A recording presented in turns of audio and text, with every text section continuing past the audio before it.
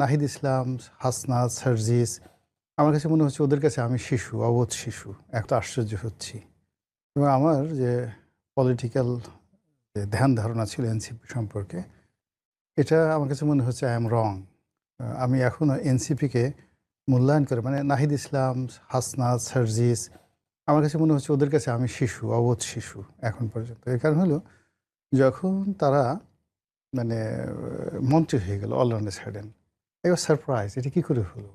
তো হ্যাঁ, খুব হলো। এরপর আবার যখন তারা একটা পুরনো মন্ত্রীর পদ ছেড়ে দিয়ে একটা দল করলো, তখন আমাকে মনে হলো কেন এই কাজটা করলো? মন্ত্রী এত সুন্দর একটা পদ, এটা ছেড়ে দিয়ে আবার রাজনৈতিক দল করলো। তারপর যখন আবার নির্বাচনে দাঁড়ালো, আমিও শান্তের মতো মনে করলাম একটাও পাশ করবে না। মাই গড, তারা সবাই পাশ করে আসলো। আবার পাশ করার পর মনে হলো যে তারা জামাতে বিলীন হয়ে গেছে, জামাতের বাইরে তাদের কোনো হবে না। এখন তাদের নড়াচড়া দেখে মনে হচ্ছে যে তারা অতীতের যে কোনো সময়ের চাইতে এখন তারা শক্তিশালী। এখন সব রাষ্ট্রদূতরা আবার তাদের সাথে গিয়ে দেখা সাক্ষাৎ করছে। বিভিন্ন লোক জামাতে যোগদান না করে এনসিপিতে যোগদান করছে।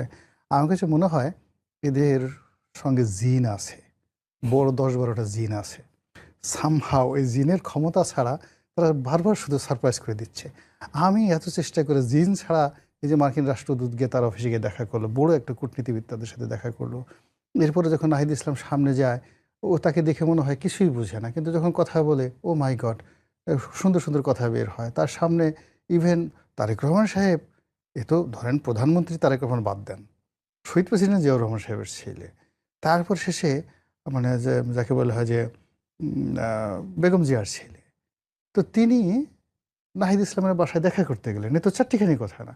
আমরা বিএনপি, আমি আওয়ামী লীগ করতে করতে জান দিলাম, এরপরে বিএনপি করতে করতে চামড়াগুলো ক্ষয় ফিরে ফেলাম, আমার ব্যবসা বাণিজ্য সব শেষ হয়ে গেলো। আমার বাসায় যদি নেতা একবার আসতো, তো আমি তো ১ বছর খালি কান্নাকাটি করতাম খুশিতে।